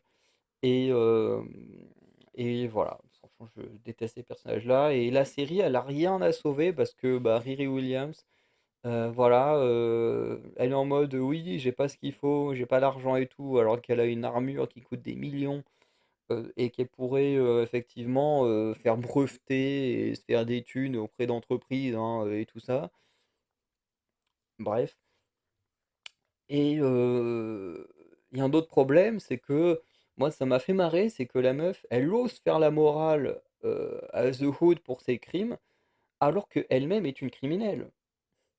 Voilà, dans sa tête, c'est une super héroïne, alors qu'en réalité, bah, elle est autant criminelle que les autres, hein. Elle les a aidés à cambrioler des lieux et tout, mais elle se fait quand même passer pour une héroïne, voilà, parce que elle fait ça pour l'argent, pour survivre et tout ça, machin, mais en attendant, t'as quand même commis des crimes, quoi. Donc, bref, il n'y a pas grand-chose à sauver dans la série. On va dire que les visuels sont plutôt, enfin, pas les visuels de l'armure, hein. L'armure d'Iron Heart est dégueulasse. Comparé dans les comics, elle est stylée, son armure, là, elle est dégueulasse. Mais on va dire que sur les effets spéciaux et tout, on va dire que c'est plutôt sympa. Si Mephisto, pourquoi Mephisto il est blanc? Normalement il est censé être un démon, il est tout rouge et tout là. J'ai pas compris le délire de Mephisto, pourquoi il était comme ça. Parce qu'il vraiment il est pas aussi classe que la version des comics. Mais dans le principe, il reprend un peu le côté du mec qui signe des contrats avec des personnes et tout. Donc ça, c'est plutôt accurate. Mais par contre, visuellement, le mec, il te dit pas qu'il s'appelle Mephisto, à aucun moment tu le vois comme Mephisto, quoi. Il a même limite plus une tête du mandarin dans certains comics que de Mephisto. Bref. Ensuite, on a le roi loup, où Drew Ferran découvre à l'âge adulte qu'il est le dernier d'une longue lignée de loups-garous et le souverain d'un royaume gouverné par les seigneurs du lion. Bon, petite série d'animation sympa. Alors au début, j'ai eu du mal à m'adapter à leur style d'animation qui finalement est pas trop mal. Voilà, c'est toujours mieux que Eyes of Wakanda, donc cette série-là qui est sur Disney+, sur Netflix, et qui est sympa.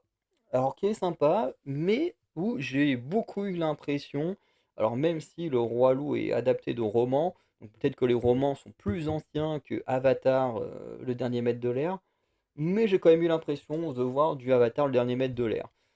Parce que vraiment, dans le type d'histoire, c'est vraiment un peu la même chose, voilà, c'est tu plusieurs royaumes, voilà, donc dans Avatar: Dernier maître de l'air, tu as les royaumes liés aux capacités, des 4 éléments et voilà, tu as le feu qui domine quasiment tout et tu as l'Avatar qui est le seul personnage qui peut sauver le monde de ce tyran empereur du feu, voilà, qui est trop imposant dans ce monde. Et ici, dans Le Roi Loup, on est un peu dans le même cas, c'est-à-dire qu'on a plusieurs royaumes qui sont liés également à des capacités de métamorphes, hein. On a les ours, les cerfs, les lions, je sais plus ce qu'il y a d'autre, il y a les requins, bref. Et à côté de ça, pareil, tu as les lions qui ont pris, le pouvoir sur tout le royaume, mais en fait, le seul qui est censé pouvoir, régner, c'est le seigneur loup, et du coup, ben, quand Drouferran, apparaît, bah, il est le seul à pouvoir sauver le monde contre un tyran, qui a pris le contrôle du tout avec des pouvoirs magiques. Enfin, bref, dans l'idée, tu vois, c'est un peu, tu vois, tu un peu dans le même délire, à la différence que l'Avatar, il sait à peu près qui il est, alors que le Roi Loup, ici, Dro-Ferran ne sait pas vraiment qui il est. Mais c'est vrai que moi, j'ai trouvé qu'il y avait pas mal de similitudes. La série, en elle-même, elle est plutôt sympa, même si ce que je trouve dommage, c'est qu'on ne voyage pas assez. C'est-à-dire que la série commence dans le village, du héros, on finit par, aller dans une petite forêt où il y a justement ces créatures, qui s'appellent les Sylvestres, qui, voilà, sont plutôt stylés, faut le dire. Ensuite, on arrive chez les ours et en fait, on passe beaucoup de temps chez les ours, puis on revient chez les Sylvestres et puis on revient chez Drouferran et ensuite on a l'épisode final, et du coup, ce fait qu'il y a beaucoup de royaumes qu'on aimerait voir que finalement on ne voit pas. Voilà et ça, c'est très dommage. En termes de personnages, les personnages sont assez cool, même s'il y en a certains qui sont un peu agaçants. La petite princesse qui est censée se marier avec le prince, des lions, elle est un petit peu insupportable, j'avoue. Bon, elle évolue avec le temps, mais au début, elle est vraiment très insupportable. Le héros aussi est un peu insupportable parce que bon, il est en mode, «Faut que je parle», vraiment des 2, 3, voire 4 premiers épisodes. Il est en mode: «Oui, il faut que je parle au seigneur des ours», qui des enfin le nom du mec et parce que ma maman qui vient de mourir m'a dit de le faire et du coup le mec il est insupportable, il se fout dans la merde tout seul à cause de ça parce qu'on lui dit: «Tu attends» et bah, voilà, lui il a pas envie donc bref, la série reste quand même assez cool à regarder. Je pense que pour les ados et tout, c'est très bien, enfin les jeunes, c'est très bien. Pour un adulte, c'est sympa aussi. Donc franchement, je dirais pas que c'est une pépite parce que la série a quand même ses petits défauts, voilà, avec ses personnages très agaçants. L'histoire, voilà, qui met du temps à avancer parce qu'on se doute bien que toute cette histoire ne va pas se terminer maintenant. Voilà, qu'il y aura une suite, hein, notamment avec, le frère du héros qui travaille pour les seigneurs lions, qui est parti sur un territoire de l'autre côté de la mer ou un truc du genre, pour demander de l'aide. Donc on se doute que voilà, les choses sont pas finies, que le roi loup ne prendra pas la place sur le trône tout de suite. Mais, mais voilà, je suis quand même curieux de savoir comment ça va continuer. Mais j'avoue que ouais, j'ai vu mieux, mais c'est pas non plus une catastrophe. C'était honnête, voilà. Ensuite, on a Love, Death and Robots saison 4.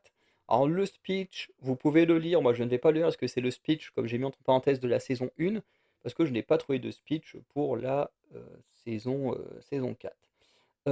Donc voilà, Love, Death and Robots saison 4, qui était plutôt sympa. Alors moi j'adore Love, Death and Robots, donc je suis pas non plus totalement objectif. Mais voilà. Alors après, j'ai pas aimé tous les épisodes, faut être honnête. Sur la panoplie là, l'épisode avec le chat, qui s'allie au robot ménager pour, voilà, se retourner contre les humains, cet épisode-là, je l'ai trouvé très cool. Franchement, il est assez marrant et puis voilà, dans ce délire, complotiste des chats qui vont dominer le monde, donc je le trouve, assez marrant. L'épisode là où celui-là, je l'aime pas. En plus, je crois que c'est le tout premier épisode où les personnages sont en tout petit et puis voilà, où au final on arrive à un conflit entre les extraterrestres et les humains. Parce que les extraterrestres ils viennent en tant qu'amis, mais ils ont tellement peur qu'ils vont tuer les extraterrestres. Et du coup, t'en as d'autres qui viennent et qui vont tuer les humains. Puis les humains, en s'appropriant de leur technologie, vont tuer les extraterrestres. Du coup, ils viennent avec une autre technologie plus puissante. Puis les humains la volent, et puis ainsi de suite, jusqu'à la destruction de la Terre, parce que les humains sont trop cons pour utiliser la technologie des extraterrestres, et puis ça finit avec un gros prout dans la galaxie, bref. Cet épisode-là, je l'aime pas. Voilà, je suis honnête, cet épisode-là, je l'aime pas. Celui-là, honnêtement, je ne vois pas trop c'est quoi comme épisode. Celui-ci, avec la foi et tout, franchement, je l'ai bien aimé. On est sur des soldats pendant la Seconde Guerre mondiale qui doivent bombarder une église en Allemagne. Et dans cette église, du coup, tu as des mecs qui font un rituel satanique.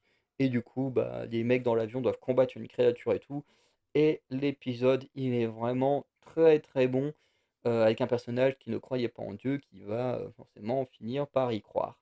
Voilà.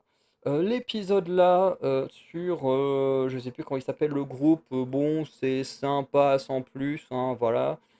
Il y a pas grand chose à dire. L'épisode avec les gladiators, lui, je l'ai plutôt bien aimé, donc avec des sortes de gladiators et des dinosaures, voilà, qui doivent survivre dans une sorte de course et tout. Bon, c'était sympa sans plus, voilà.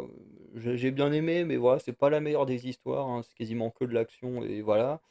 L'épisode du chat qui protège le poète du diable, j'ai adoré cet épisode, c'est peut-être mon épisode préféré de la saison 4. Voilà. L'épisode avec elle là, qui survit dans sa station spatiale, avec la petite créature, voilà, puis qui se fait attaquer par des gens et tout, l'épisode est vraiment sympa, pareil, vraiment cool. Et l'épisode avec les extraterrestres aquatiques, enfin la créature aquatique et qui prend le dauphin pour un dieu. Voilà, où au début tu as un mec qui vient. D'ailleurs, je crois que c'est le seul épisode qui est en live action de cette saison-là, parce que je sais qu'il y en avait déjà eu un dans un autre épisode là avec le frigo, je sais plus quoi. Mais ça fait partie des très rares épisodes en live action. Mais où tu as un gars qui est censé négocier avec l'extraterrestre, et en fait, l'extraterrestre va écouter les dauphins, et du coup va annoncer voilà, la fin du monde. Et bref, donc ça fait quand même que, bon, celui-là, je m'en souviens pas. Un épisode que j'ai vraiment pas aimé, un que j'ai trouvé bon, sympa, enfin deux que j'ai trouvé, on va dire, sympa, sans plus, et les autres qui sont vraiment cool. Donc on peut dire qu'on a eu une bonne saison. Par contre, je fais une faute d'orthographe, parce qu'il manque un H ici. Voilà. Ensuite, Nine Puzzle, on va aller très vite parce que Nine Puzzle, voilà, c'est l'histoire de deux enquêteurs intrépides qui doivent mettre de côté leurs différends et faire équipe avec, après qu'un tueur en série commence à jouer avec la police. Alors, c'est une série déjà où il y a des acteurs que j'adore. On a lui qui jouait dans My Name, si je me trompe pas de série, où il joue. Non, c'est pas My Name. Merde, c'est dans quoi qu'il jouait? Si, attends, c'est dans My Name ou c'est pas My Name? Bref, je l'ai déjà vu jouer un flic, mais je sais plus dans quelle série. Je suis en train de me perdre. Bref, lui, c'est un bon acteur qui est vraiment cool. Elle, Park Gyu-young, qui a joué dans deux saisons, enfin une saison et demie, on va dire, de Sweet Home, qui est mon drama coréen préféré, où elle jouait Jisoo et elle est trop trop cool. Bon, pas elle, plutôt elle là. Euh, c'est vrai qu'elle a une tête similaire à Park Gyu-young. Mais Park Gyu-young qui, du coup, bon, ici joue une psy, mais dans Sweet Home, quand elle jouait Jisoo, elle était trop bien. Surtout dans la saison 1. Mais voilà. Et après, bon, bah voilà, moi, les dramas coréens, habituellement, j'aime bien. Donc voilà, série Disney+. Love, Death and Robots, ça c'est du Netflix. Bref. Euh, mais, euh, mais voilà, en fait, la série là, comme j'ai dit, on va aller vite parce que je n'ai vu que 2 épisodes sur 11 et j'ai laissé tomber pour l'instant. Je pense que je vais quand même me forcer à y regarder. un peu comme j'avais fait avec Exploding Kittens, même si bon, on peut pas faire pire que Exploding Kittens. Mais en fait, c'est juste que j'arrive pas à rentrer dans cette série-là. Parce que déjà, bon, bah, on a les 2 personnages principaux qui ne s'entendent pas, parce qu'en fait, l'histoire, c'est qu'il y a un homme qui a été tué, qui a laissé une pièce de puzzle derrière lui. Et en fait, la seule personne qui était sur place, c'est la petite gamine qui ne se souvient absolument de rien ce jour-là. Et ensuite, on est une dizaine d'années plus tard, où du coup, elle est devenue, membre de la police également, parce que lui, il avait enquêté sur la première histoire. Donc lui, il est toujours persuadé qu'elle, elle est liée au meurtre, et voilà, parce qu'il y a que des coïncidences autour d'elle, donc il se dit: «Elle est forcément liée», donc lui, il n'arrive pas à croire à son innocence et en même temps, ben, elle, voilà, elle essaye d'enquêter pour savoir, je sais plus qui a tué son oncle ou enfin quelqu'un de proche d'elle quoi, je sais plus trop qui c'est. Hem Et du coup, elle est rentrée dans la police pour enquêter et un jour, paf, il y a un nouveau meurtre, une nouvelle pièce de puzzle qui rentre avec celle qu'elle a gardée d'il y a une dizaine d'années et du coup, bah, voilà, elle comprend qu'il y a des tueurs en série, elle veut faire équipe avec lui, mais lui, bon, voilà, il est toujours en train de penser qu'elle, elle est liée. Donc voilà et en fait, ce qui fait que j'ai du mal à rentrer dedans, c'est que la série est très longue. Elle dure 11 épisodes. Heu, Au bout du deuxième épisode, on a à peine commencé l'histoire. C'est-à-dire que vraiment, des épisodes en plus, je crois qu'ils durent 50 minutes, un truc comme ça. On a à peine commencé l'histoire à la fin du deuxième épisode. C'est extrêmement long. Donc voilà et j'ai un petit peu de mal avec le caractère du personnage principal, qui est un personnage, bah, en fait, qui dénote beaucoup avec l'univers, parce que l'univers est assez sombre. Même l'imagerie, tu vois, elle est pas très lumineuse et tout et en même temps, le personnage, lui, est plutôt, bah, plutôt, je sais pas comment dire, mais, a un côté, très good vibes et tout, et je sais pas, j'ai du mal avec le personnage principal, enfin, du moins le personnage principal féminin. J'ai du mal avec je sais pas, l'écriture autour, voilà. Lui, il est plus, ça va, j'aime bien. Elle, j'ai du mal, donc bon, je continuerai quand même la série pour me faire un avis global, mais c'est vrai que, au moment où je vous parle, j'avoue que j'ai arrêté de la regarder pour passer à autre chose parce que, j'ai vraiment du mal à rentrer dedans. Ensuite, on a Olympo, donc Olympo, où pareil, j'avais des gros préjugés parce que c'est une série espagnole et qu'on sait que les Espagnols, ils aiment foutre du sexe dans beaucoup de leurs séries. Donc voilà, alors je suis pas un anti-sexe, mais j'avoue que mettre du cul juste pour mettre du cul dans des séries ou des films, moi, c'est un truc qui m'énerve. Voilà, quand ça sert à rien, ça sert à rien de foutre du sexe. Mais bon, on sait que ça va vendre, hein, on sait que les gens vont regarder, voilà. On te met un beau mec ou une belle meuf à poil, bah, on sait que les gens vont regarder, et c'est bien dommage. Donc Olympo, la série plonge dans l'univers du haut niveau sportif à travers le quotidien de jeunes athlètes sélectionnés pour intégrer le prestigieux Centro de Alto Rendimiento Pirineos. Oh putain, mon espagnol, il date tellement que ça fait mal, hein. Donc voilà, donc il y a un centre d'entraînement d'élite. Au fil des épisodes, l'intrigue s'assombrit pour révéler un système de dopage sophistiqué, déguisé en préparation scientifique avancée. L'héroïne Amaya Olaberria, capitaine de l'équipe nationale de natation synchronisée, découvre peu à peu les mécanismes troubles à l'œuvre oula, oui, ok, à l'œuvre dans le centre, mettant en danger son intégrité, sa santé et ses convictions. Parallèlement, les rivalités et l'amitié entre les athlètes se tissent sur fond de lutte pour des contrats de sponsorat prestigieux, notamment avec la marque Olympo. Euh, voilà. Donc la série, en vrai, si on enlève le fait qu'on ait quand même un certain nombre de scènes de cul qui ne servent à rien, voilà. Euh, En dehors de ça, je trouve que la série est vraiment très bonne. D'ailleurs, les seuls points que j'ai enlevés sur ma note finale à la série, c'est pour les scènes de cul qui ne servent à rien. Parce qu'à côté de ça, bah, en fait, la série, moi, je l'ai beaucoup aimée. J'avais beaucoup d'a priori, comme je l'ai dit, sur le propos de la série. C'est vrai qu'une série sur le sport comme ça, je savais pas trop ce que ça allait donner. Le fait qu'on me dise que c'est espagnol, bon, je me suis dit, bon, ça va être comme Elite, on va encore avoir une tonne de cul qui sert à rien. Et finalement, bah, la série est vraiment pas mal. Voilà, alors une première série, voilà, où on a tous ces personnages-là, surtout eux qui sont mis en avant.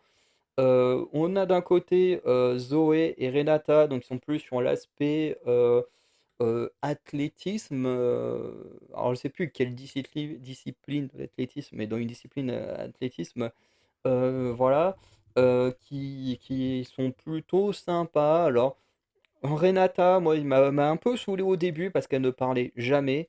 En fait, tu ne sais pas pourquoi le personnage il parle pas, tu vois? Parce qu'on te dit même pas, tu vois, si elle est handicapée ou quoi que ce soit, mais elle parle pas.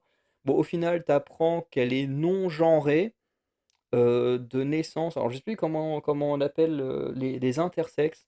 Et j'ai fait des recherches et effectivement, les personnes qui naissent intersexes, il y en a, je sais plus c'est quoi la statistique, je vais pas la donner pour pas dire de bêtises, mais effectivement, elle est faible, mais elle existe.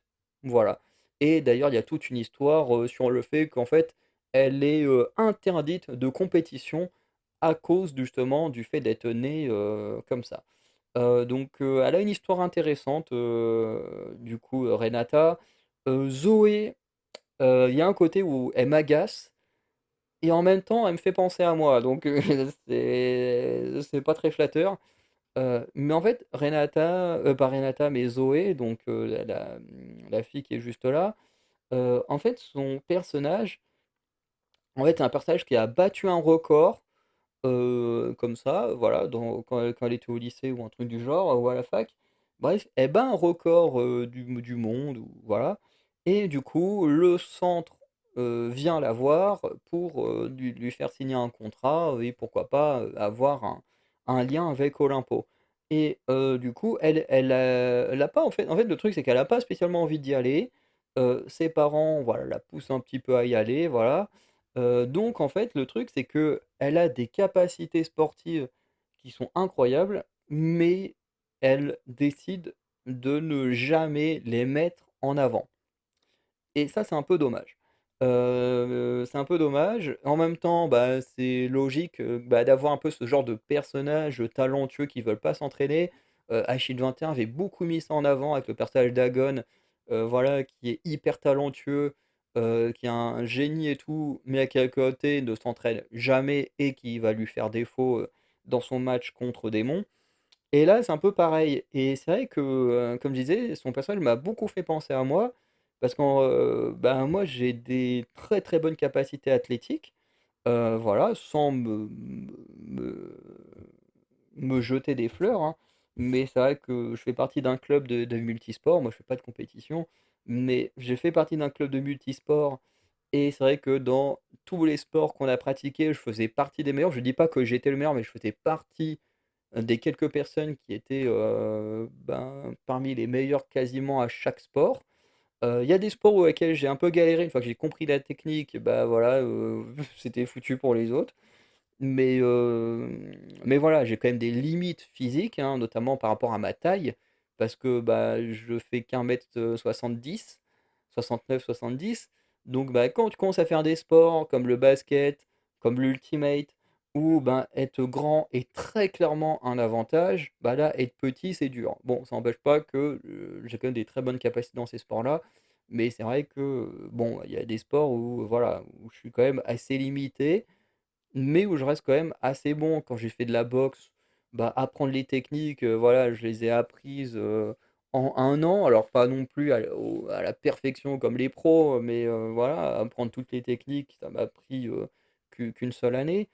Même encore aujourd'hui, je pourrais les refaire les techniques, pas non plus à la perfection, mais je pourrais les refaire. Qu'est-ce qu'il y a d'autre, que je pourrais dire?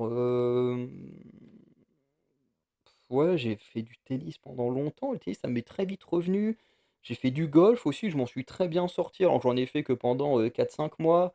Bon, la course d'orientation, j'en ai fait quasiment jusqu'au niveau national, parce que j'ai participé 2 fois au championnat de France.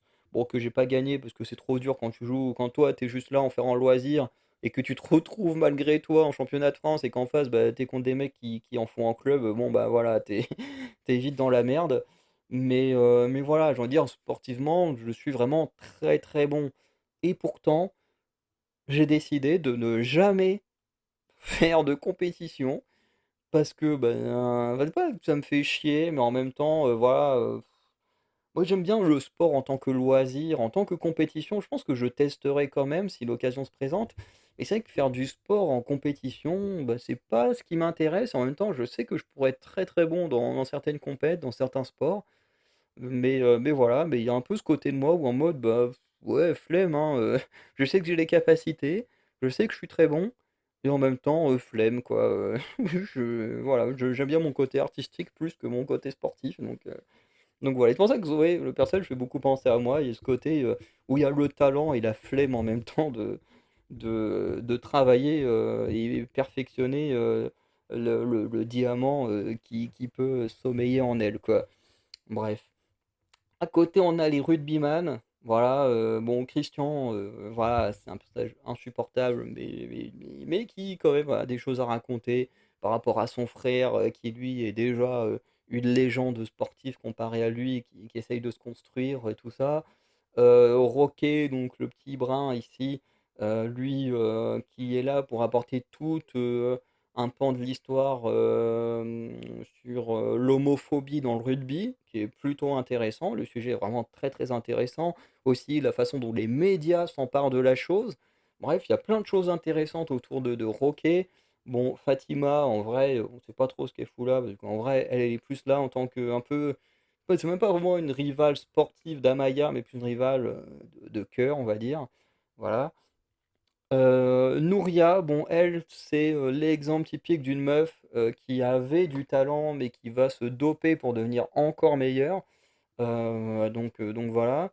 Et d'ailleurs, elle est aussi tout le sujet principal de la série, puisque en suite à un accident, elle va disparaître et du coup, bah, Amaya va totalement partir en couille, pour essayer de la retrouver, mettant, en danger beaucoup de gens, beaucoup de choses puisque, bah, va dénoncer, le dopage, qu'il y a dans l'entreprise. Elle va découvrir, notamment ce qui se passe à Olympo. Enfin bref, elle va vraiment, foutre la merde partout où elle va aller, au point de se faire détester de quasiment tout le monde.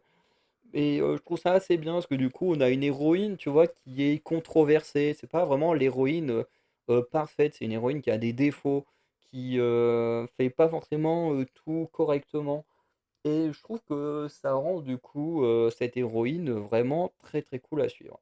Bref, voilà. Heureusement, au bout d'un moment, le sport prend plus d'importance que le cul, mais heureusement.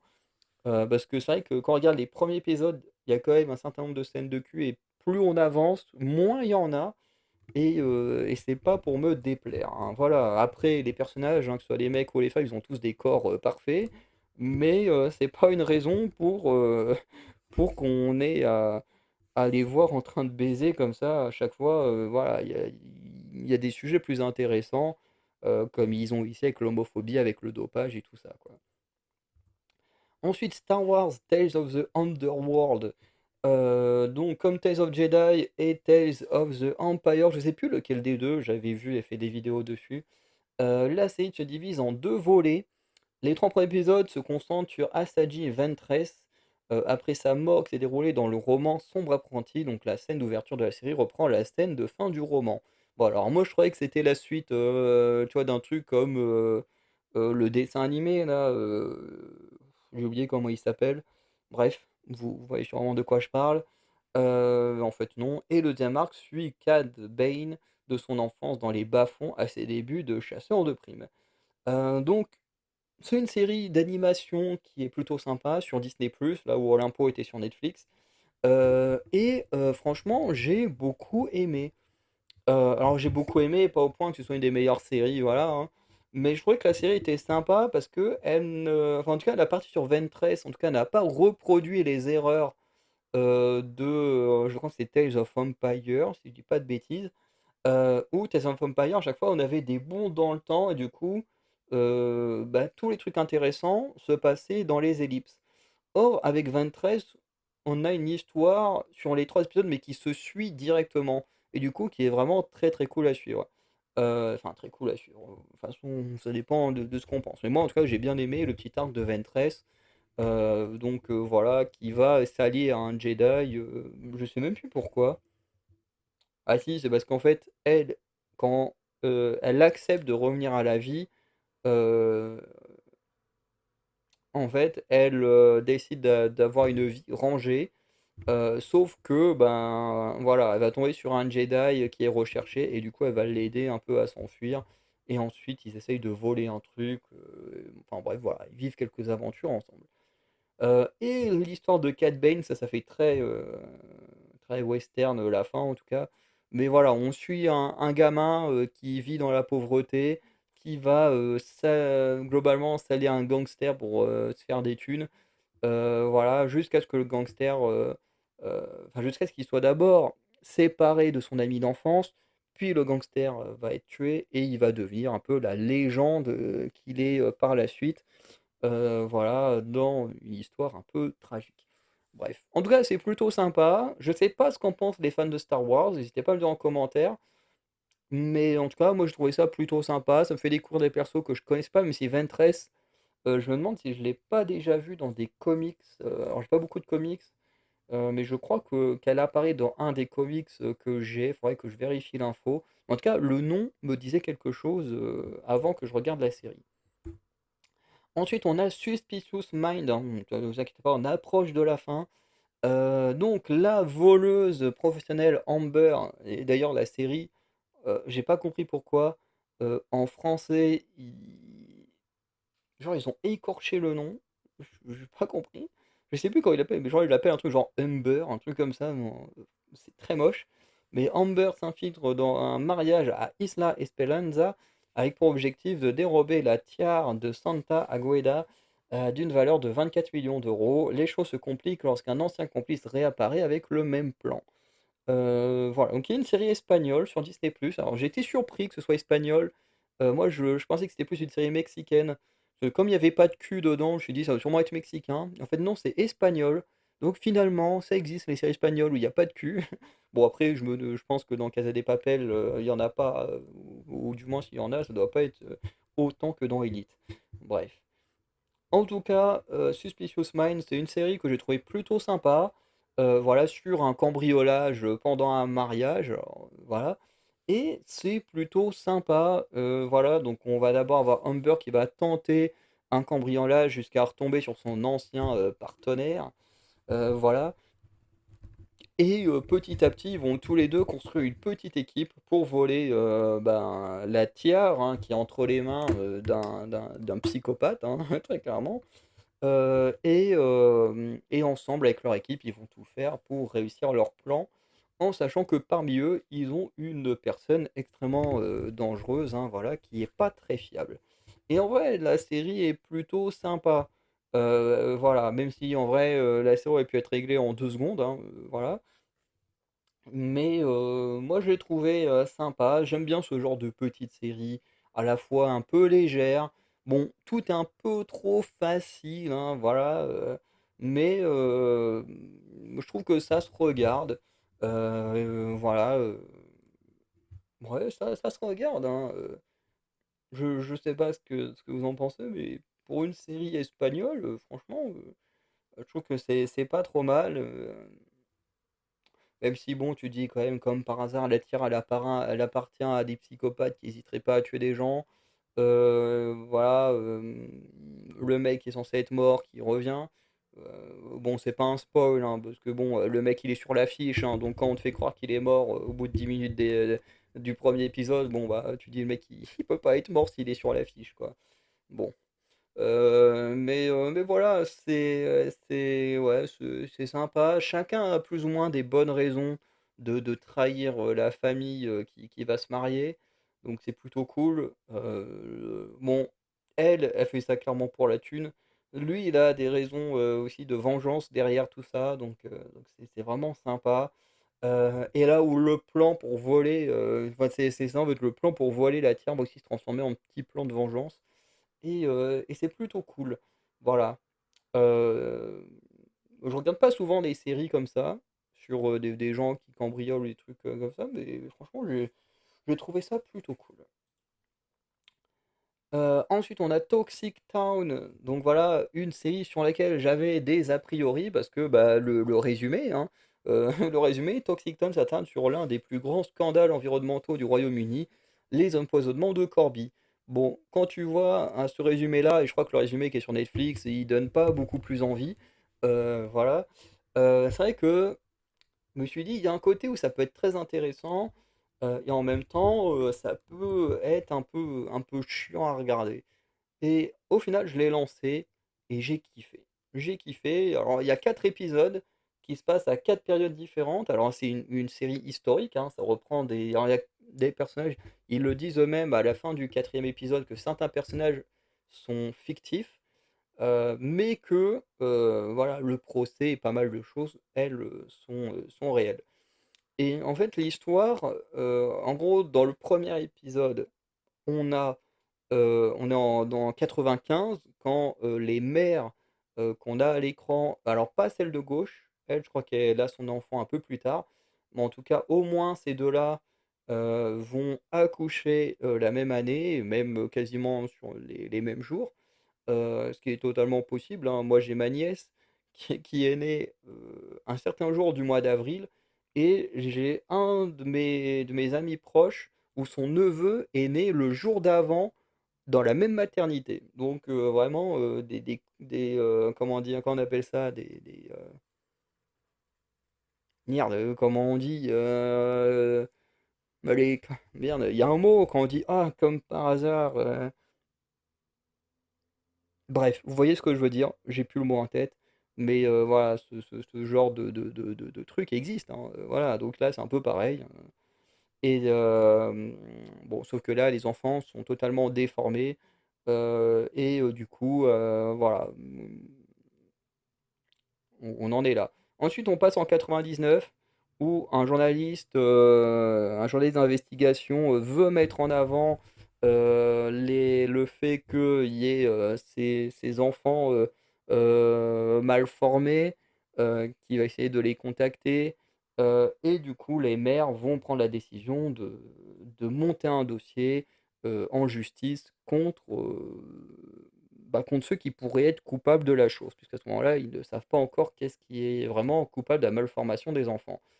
Ensuite, on passe en 2002, où là, on a l'avancée des preuves, voilà, la recherche, l'avancée du dossier juridique et tout ça. Et ensuite, en 2009, on a le procès. Voilà, alors bien sûr, il se passe plein d'autres choses, hein, voilà, que je ne mets pas trop en avant. Mais pour moi, c'est une excellente série. C'est une des rares séries où, à certains moments, j'ai été à deux doigts de pleurer. Vraiment, alors j'ai envie de dire, par exemple, dans NCIS Sydney, j'ai eu des moments où voilà, j'ai eu un peu d'émotion et tout, mais en même temps, c'est des personnages auxquels je suis attaché, puisque il y a déjà eu la saison 1 qui m'a permis d'aimer les personnages.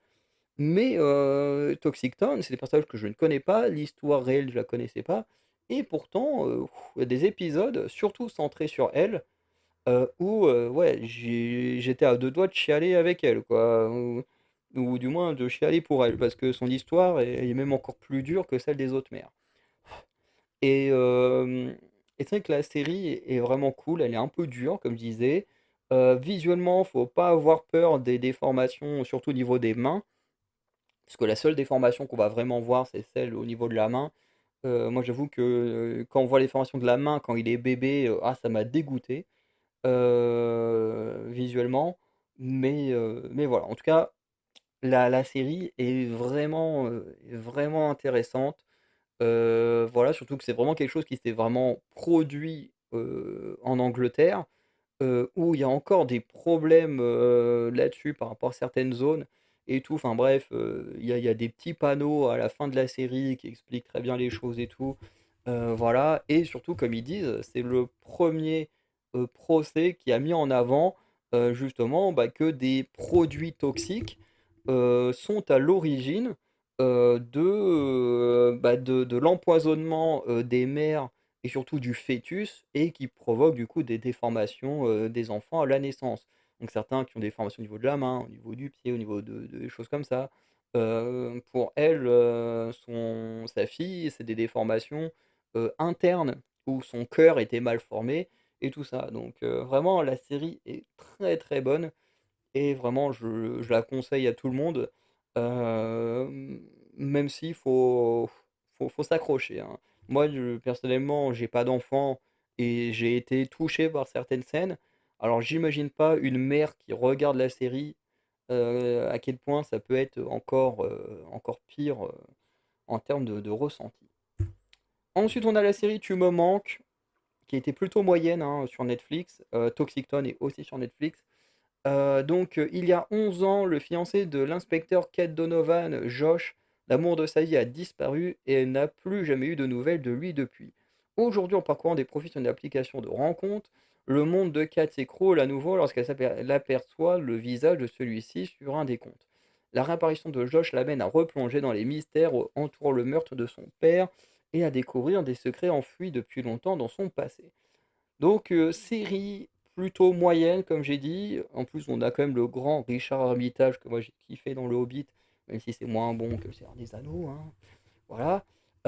Mais ouais, la série, elle est plutôt moyenne. Déjà, un truc qui m'a un peu agacé, c'est que tout tourne autour de Kate Donovan. C'est que dès qu'il y a un truc qui avance, c'est forcément lié à elle. Alors qu'en même temps, le grand méchant de la série n'a rien à voir avec elle. Enfin, c'est un peu particulier, mais t'as l'impression qu'en fait, il y a que elle qui a des problèmes, il y a que elle à qui il arrive des choses, et c'est ça, j'ai un peu de mal avec ça. Pas parce que je regarde des séries d'enquête, mais en général, moi, ce que j'aime bien, par exemple, avec un NCIS, c'est que oui, tu as des épisodes où ça va être centré sur le passé de Gibbs ou du vécu de Gibbs. Mais tu as exactement la même chose avec Maggie, avec Dinozzo, avec Kate à l'époque où il y avait Kate, avec Zira, avec Bishop, avec Palmer, avec. En fait, tout le monde a son petit moment où on creuse son histoire. Voilà, et ou qui font des choses, voilà, où ils vont être le personnage central d'un épisode. Et là, le problème, c'est que vraiment, tu as l'impression que l'inspecteur, elle est le centre du monde, que tout ce qui arrive, c'est forcément contre elle et tout. Ouais, c'est ça m'a un peu ouais, ça m'a un peu saoulé. Voilà, alors toute l'histoire autour de son père est plutôt intéressante, hein, ce qu'il y a des coups sur son père, ça c'est plutôt sympa. On comprenait pourquoi, les gens, n'osent rien dire, même si au final on pré-shot à 1000 la fin de l'histoire. Voilà, même si par rapport à l'appli de rencontre, bah, il y a quand même des choses au début, hein, on se dit: «Mais attends, on comprend pas parce que d'un côté on a un méchant et l'autre là sur son appli de rencontre, mais qu'est-ce qu'il fout?» Et en fait on comprend mieux petit à petit, par rapport au méchant, ce qu'il en est réellement. Voilà, monsieur le méchant et l'ex de l'inspecteur n'a rien à voir, mais voilà. Et ouais, ouais, d'ailleurs, le méchant, ce qui est très dommage, c'est qu'en fait, une fois qu'il est arrêté, tu vois, on voit même pas son procès, on nous explique même pas pourquoi il fait ça en dehors de l'argent, et tout. C'est juste, voilà, il est arrêté, on s'en bat les couilles, on passe maintenant à la révélation du mystère, autour du père. Enfin, c'est ça, par contre, c'est un peu dommage, quoi, parce que bon, à la base, l'inspecteur Kate Donovan, elle, travaille, sur les disparitions de certaines personnes, notamment, d'une mère, un gamin qui vient la voir pour qu'elle enquête sur la disparition de sa mère, voilà, qui du coup mène au vrai méchant de l'histoire. Et en fait, bah, du coup, t'as ça, en même temps t'as toute l'histoire autour de la disparition de son ex, de la mort de son père qui s'imbrique et tout. Et au final, ben, on en oublie un peu en fait l'enquête de base, hein, très clairement. Et ça, je trouve que ça fait que la série est particulière à suivre. Et honnêtement, je l'ai trouvée très moyenne. Voilà, ça se regarde, mais c'est très moyen. Et ensuite, je pense que ce sera la dernière, ouais. Ensuite, on a votre fidèle serviteur Spider-Man. Comment Peter Parker est devenu Spider-Man? Bon, ça, je crois qu'on l'a déjà compris, on l'a vu un milliard de fois. Dans un style qui rappelle les premières bandes dessinées du personnage. Bon, la série, honnêtement, je vais pas vous mentir, moi, je l'ai bien aimée. J'ai vu beaucoup de gens la critiquer parce que la série est woke et tout ça. Alors oui, ça m'a saoulé, hein, avoir un Norman Osborn, un Harry Osborn qui sont devenus, afro-américains, alors que à la base, bah, ce sont juste des blancs américains, ça oui, ça m'a saoulé. Kurt Connors qui devient une femme, métissée, oui, ça aussi ça m'a saoulé, parce que Kurt Connors, bah, c'est Kurt Connors, oui, pourquoi vous l'avez changé? Alors oui, les trucs comme ça m'a saoulé. Voilà, je suis honnête avec vous, trucs comme ça m'a saoulé. Mais ça m'a pas empêché non plus de quand même trouver que la série est pas mal. Voilà, en plus, on met pas en avant les méchants classiques. Ici, le gros méchant final, c'est le Scorpion. Un Scorpion et Octopus par extension, puisque c'est lui qui crée le costume du Scorpion. Ce qui fait du bien parce que ça fait je ne sais combien de temps qu'on utilise le putain de Scorpion dans le MCU qu'on ne voit jamais. Au moins là on l'a eu et en mode bien badass. Hein, faut quand même être honnête, hein, le Scorpion il est bien badass. Bon, l'animation, je suis moins fan, mais c'est toujours mieux que Eyes of Wakanda. Et en fait, oui, par contre, ce qui fait bizarre, et en fait, c'est vraiment, disons, les deux aspects où j'ai enlevé des points à la série, c'est l'aspect woke, très clairement, et c'est l'aspect où en fait, on, on revisite des éléments du MCU comme si on était dans le MCU, mais en même temps, tu l'impression d'être dans un univers parallèle. Voilà, par exemple, quand Peter Parker, il a l'ordi qui rentre chez lui et tout, et que May lui fait: «Ch regarde, il y a quelqu'un ici», et que dans Captain America, bah, du coup, c'est Iron Man et là, c'est Norman Osborn qui lui propose de signer un contrat au lieu de Tony Stark. Il voit les événements de la Civil War comme exactement comme dans le film Captain America, sauf que, bah, du coup, bah, là, dans le dessin animé, Spider-Man, il est pas dedans, enfin, c'est hyper chelou.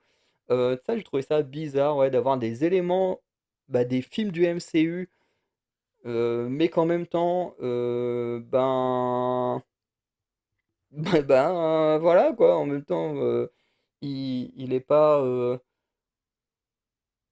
bah, il est pas là. C'est trop bizarre.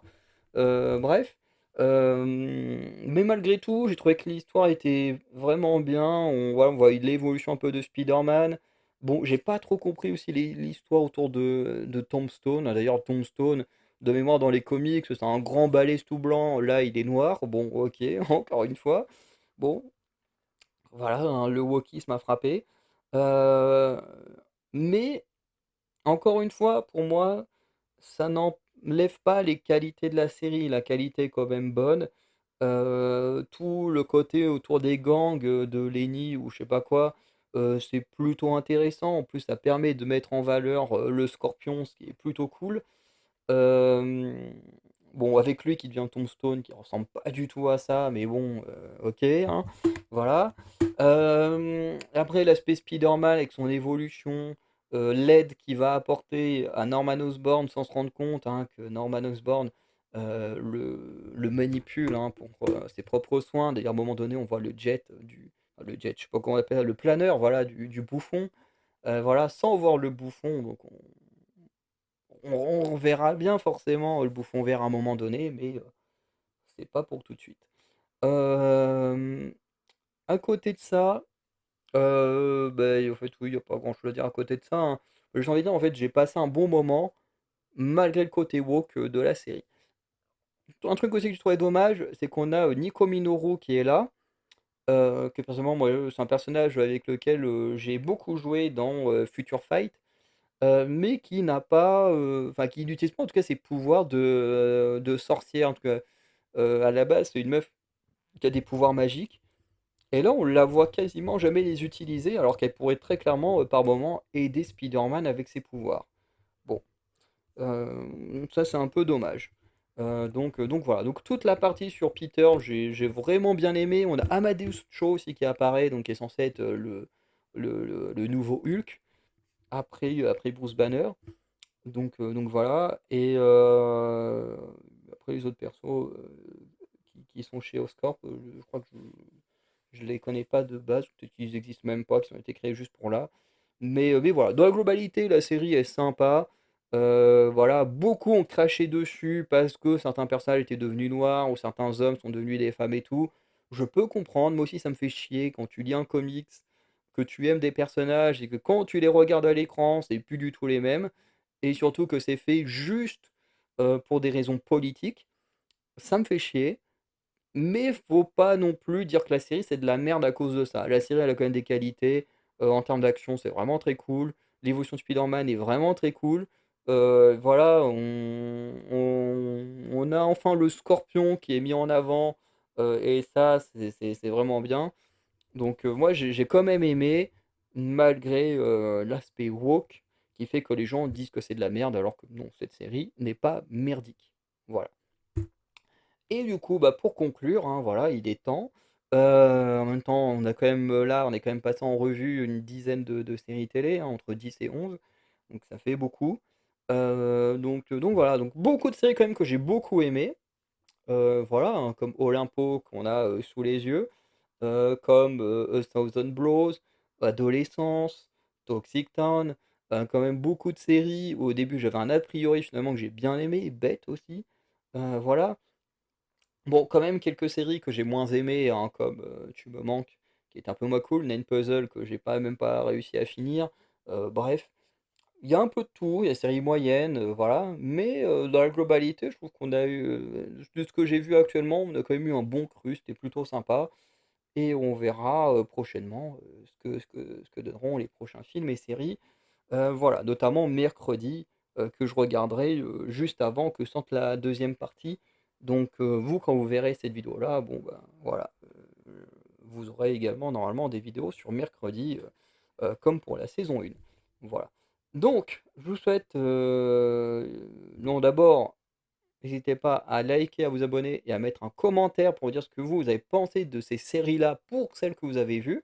Hein, tout simplement, il y a le chapitrage qui vous aide à aller uniquement sur les choses que vous avez envie de voir.